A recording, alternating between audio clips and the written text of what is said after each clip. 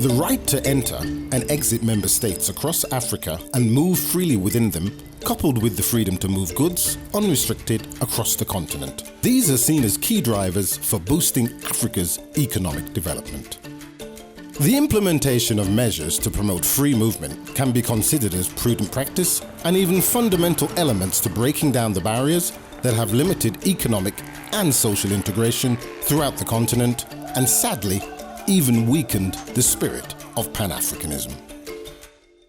The path towards transformation of Africa into a free movement zone and removing prohibitive restrictions was first conceptualized in 1991 in the treaty establishing the African Economic Community, also referred to as the Abuja Treaty, which offered a founding framework for continental integration and set out key objectives for Africa's regional economic communities, including promotion of economic, social and cultural development, and the integration of African economies in order to increase economic self-reliance, development, mobilization and utilization of the human and material resources of Africa in order to achieve a self-reliant development, and promoting cooperation in all fields of human endeavor in order to raise the standard of living for Africans and enhance economic stability. The African Union's blueprint for the continent's social, political and economic development and integration, enshrined in Agenda 2063, recognizes free movement as a key element in achieving the continent's development goals and aspirations by allowing Africans to travel, work and live within their own continent. Agenda 2063 Aspiration 2 outlines the role that an integrated continent will fulfill. And this initiative is further galvanized by the Free Movement of Persons Protocol, which specifies 3 rights which are necessary for the implementation of the goals of the Abuja Treaty. Namely, the right of entry, where African citizens shall have the right to enter, stay, move freely, and exit the territory of an AU member state in accordance with the laws, regulations, and procedures of the host country. The right of residence, where African citizens shall have the right of residence in the territory of any AU member state, and the right of establishment, where African citizens shall have the right to set up in the territory of the host of any AU member state as a business, trade, profession or vocation, or an economic activity as a self-employed person.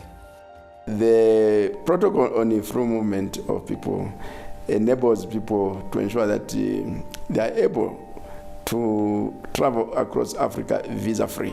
That's the essence. It is also going to facilitate a right of residence and right of establishment. So, giving the example of a business person from Lesotho, if they want to set up a business in Kenya, under the protocol, they would have every right. They can establish that. If somebody wants to reside in another African country other than their country of origin, they have the right to do that. And then, most important, it is also going to facilitate a mutual recognition of professional qualifications. At the end of the day, your qualifications, if you are from Lesotho, should be able to be recognized in another African country. So those are the benefits that it offers. The commitment to Africans moving in their own continent is a top priority, therefore. It's the top priority. And this is why the idea of free movement of persons then became one of the flagship projects of Agenda 2063, the Africa we want. You cannot talk of continental free trade agreement, goods and services, right, moving across borders without labor and business people. It doesn't make sense. It will not make sense. So that is why, therefore, the protocol that was signed, I think in 2016, is extremely important because it allows Africans to feel at home in their own continent. With the current exponential growth of Africa's youth population, the transformation of the continent into a prosperous, peaceful, and integrated powerhouse can only become a tangible reality when the walls come down between member states and free movement for people and goods is implemented. As provided in the African Continental Free Trade Area, free movement between countries will require the harmonization of immigration and other laws, infrastructure, and updated institutional practices, while also opening up commercial and job opportunities for Africa's youth, and thus contribute meaningfully to the demographic dividend. In essence, free movement cannot and does not exist in a vacuum. The free movement paradigm also converges with other continental ambitions of integration across Africa today, namely promoting Pan-African identity and social integration, promoting intra-African trade and commerce, incentivizing tourism and leisure travel from inter-African travelers, improving knowledge transfer and skill sharing, bolstering trans-border infrastructure and resources, facilitating labor, mobility and diversification, and improving legal protection and human rights for all citizens. These long-term benefits, coupled with the legal safeguards contained in the African Union's Protocol on Free Movement of Persons, will ensure protections for all nationals. We cannot have free trade without a free movement. If we don't have free movement, how we can move goods? How our citizens, our young people can move and have job opportunity and to study in, we have good universities. We have to go with free movement to allow our citizens to move within our continent. I always imagine that the free movement we have in our economies now, and the CFTA and the free movement of services, if we have the opportunity of having the free movement of people linked to it. Imagine that. It means more jobs it will be created in the continent. It means more opportunities for our young people in Africa. It means more opportunities for skills development for these young generations. It means that they can have the opportunity to fulfill their aspiration within the continent. The Agenda 2063 flagship projects of the Single African Air Transport Market and the Commodities Strategy are inextricably linked to that of free movement on the continent. Moreover, the Single African Air Transport Market is predicated and reliant upon the ability and free movement of people to fly into one another's national airspace, while the Commodities Strategy will only be a viable framework if goods transported between member states are able to leave and arrive unhindered without interference between neighbouring countries. These linkages illustrate the pivotal role that free movement will play in the sphere of not only political integration for Africa, but also its social and economic impact on the shifting demographic related to labour and other trends across the continent. The movement of capital, the movement of physical technology, the movement of raw materials goes in tandem with the movement of people. The people will go and trade, the people will go to work. I'll give you a very good example, is the marathon that is being produced in Rwanda. If we speak right now, Rwanda is struggling because of the coronavirus, because they are getting all the inputs from China. What if we are producing all the inputs from Africa? The marathon would be an African phone, completely. It's still an African phone by way of saying that the minerals come from Africa, but when you look at the rules of origin, those minerals go to China or other countries, they turn them into chips, into micro other inputs, and they come back to Rwanda for assemblement. So we don't want to assemble. We want to have the whole integrated value, the whole value chain, that one country produces these minerals, another one produces chips, another one produces, then you come and produce a whole phone or a whole laptop, a whole computer, a whole... Electronics would be a very good example.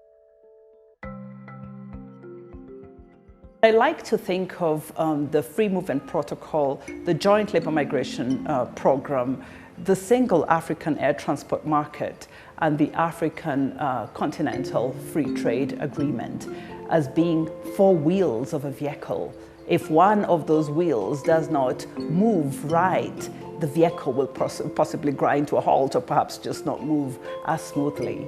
And we encourage in our discussions with member states as well as with the AUC, we encourage them to look at them as going hand in hand. And this is particularly important in the context of free movement. We know that African member states oftentimes are mimicking the same fears around migration that we see in the West. There's all of those misperceptions about labor migrants coming in to take our jobs. And yet we know that that is abundantly not the case. So we try and promote that understanding that as much as there is excitement around the AfCFTA, the goods will not move if the people cannot move. And we know this from global statistics. If you look at some of the regions that have the highest inter-regional trade, they are the regions that have inter-regional mobility. Africa remains the least integrated of all world regions, and that is slowing down Africa's economic growth. So we're working very hard, again, with the African Union Commission and the different departments to get them to look at the interconnections between all of these various AU initiatives so that none of them is allowed to lag behind, because if it does, the whole integration agenda will be held back. While 30 countries originally signed the Free Movement Protocol in 2018, ratification and formalization of the agreement via legal instruments is still pending by many member states. So what are some of the issues holding back member states from full ratification?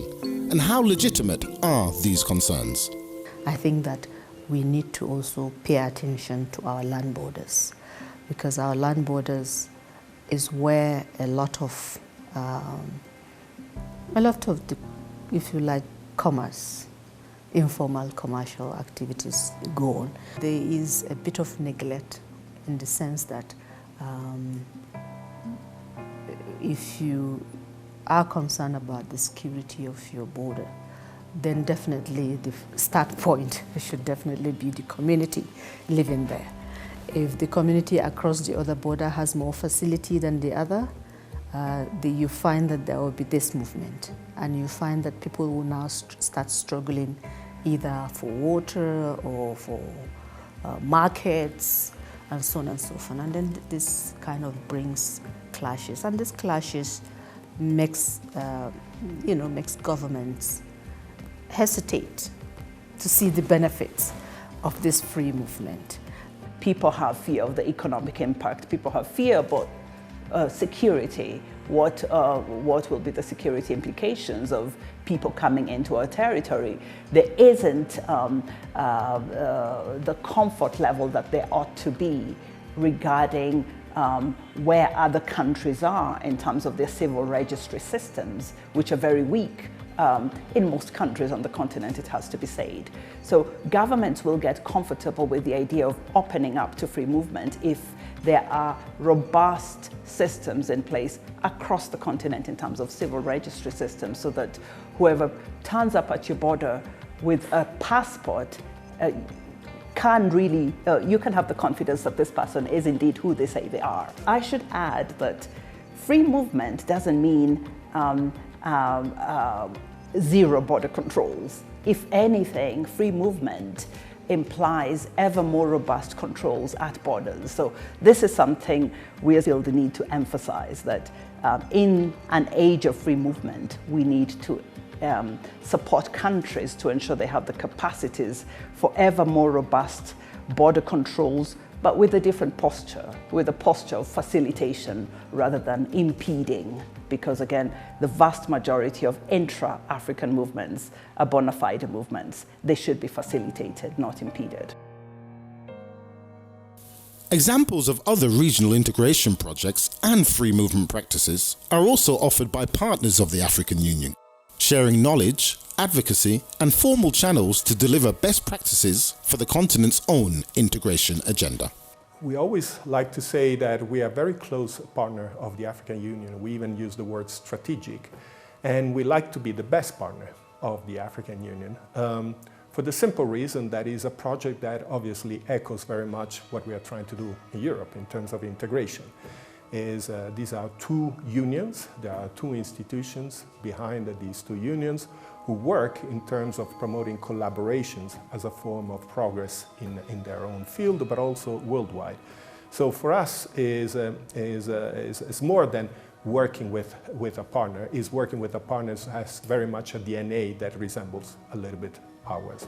We believe very much that development of Africa will progress because of integration, and that's why we like to call it a partnership, because it's something where there is something for both of us in terms of opportunities, but also in terms of establishing and strengthening models of integration. And looking also at the future on creating a digital market for Europe and a digital market for Africa. So, and the single aviation market, of course. So all the freedoms that a single market brings in working in these areas where we can provide support, technical assistance, but most importantly, we can share our experience in this endeavor.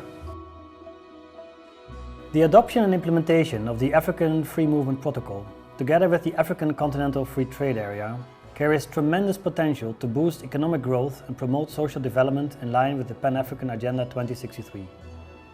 When implemented properly and in line with the interests and rights of migrants, states and employers alike, the abolition of visa requirements and the right of residence will help boosting productive labor mobility, ensuring that the enormous human talent available in Africa can truly benefit the whole continent. In the EU, we have witnessed the remarkable benefits of free movement and free trade, including lower unemployment rates, more commercial activities and increased cross-border trade and tourism. I'm confident that in Africa, free movement as part of the broader free trade agenda shall herald a new chapter in the progressive development of the continent.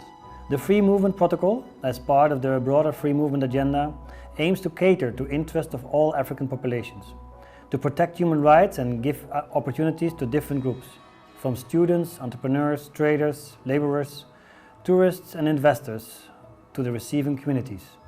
As such, the protocol is an essential component of Africa's ambitious Agenda 2063. If we solve the issue of free movement, creating job opportunities, creating tourism in Africa and moving in Africa, we won't have our migrant going outside. And that make some partner to help us to keep our citizens in Africa, and it gives me occasion to appeal to them to help us to sensitize, because we need a strong person to handle the issue of free movement, to sensitize our member states, telling them, don't be afraid, we have more benefit having free movement than challenges. And we are working with our partners, and we need the support of all partners to assist us to have a free movement to be a reality in Africa. Translating the pragmatic goals of interconnected travel, trade, and free movement also frequently require another common but equally important denominator: the African passport. The production and issuance of the African passport mandated by the African Union is intended to ease travel within the continent by exempting holders from needing entry visas at any of Africa's borders. From its launch in 2016, the African passport has remained a crucible of the integration agenda for the continent, while also being one of the flagship projects of Agenda 2063, along with the Free Movement Protocol and the AFCFTA. Another common underreported fact, in the midst of recent vilifying migrant reports emanating from Europe, is that the majority of African migration is inter-African. That is, the majority of travel by Africans for labour, business or leisure is actually from one African country to another African country. The African passport, when synthesized with the expansion of the free trade area, along with inherited labour and settlement rights in neighbouring countries, could also dissipate the demand for dangerous and illegal migratory routes. We want our young generations to have the opportunities they are looking for within the continent. Then if they want to migrate, they can migrate, but our advice for them is just do it through legal corridors. Look for legal pathways for migration. Don't go risking your life, don't be exploited by human trafficking networks. Don't risk your life ending up at the bottom of the Mediterranean or dying in the Sahara Desert. No. Look for legal channels. But first, look for your opportunity at home. But it's not only for the young people to look, it's for us as governments to create this atmosphere. Travelling freely on the continent with the African passport is a crucial asset for promoting labour mobility, investment and skills sharing between neighbouring member states. In addition, the elimination of travel barriers also requires individual countries to effect and implement open visa regimes, policies that in turn will accelerate AFCFTA initiatives and other free movement principles. With increased global movement, concerns have been raised about the risks caused by health crises and necessitated subsequent emergency measures that impact the movement of persons as countries implement stricter controls to prohibit entry and even temporarily closing borders. Within a regionally integrated regimen, such as the Free Movement Protocol, African countries can benefit from knowledge systems, tracking cross-border movements of persons, promoting knowledge and sharing necessary data of cross-border collaboration for the management of health processes, and allocation of resources to support member states.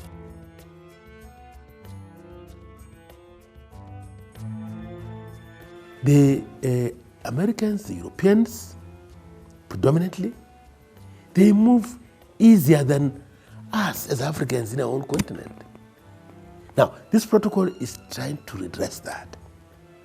We are saying to AU member states, as part of implementing the roadmap of the protocol, first, relax visas. Relax visas and allow citizens to move. The African passport will restore equilibrium in access to continental ports of entry for all African travellers, adding much needed momentum and symmetry to movement while enhancing the integration agenda of the continent. The Free Movement Protocol, the AFCFTA, and the African passport form a comprehensive and cohesive structure for continental integration. And while linked, each are political, economic, and social drivers in their own right. The barriers to free movement across the continent are now outweighed by the opportunities and commitment by member states to affirming the interconnectivity of Africa in all spheres and for all its citizens. What we're also working with the African Union to do is to change the misperceptions around migration, to change the false narratives around migration, especially African migration. And we hope that with time, when migration is better understood, countries that right now see it as a threat will embrace it as the opportunity that it is, again, if well managed. So changing the narrative is another important aspect of our work that will have to be reinforced going forward if free movement is to become the reality that we need for it to be.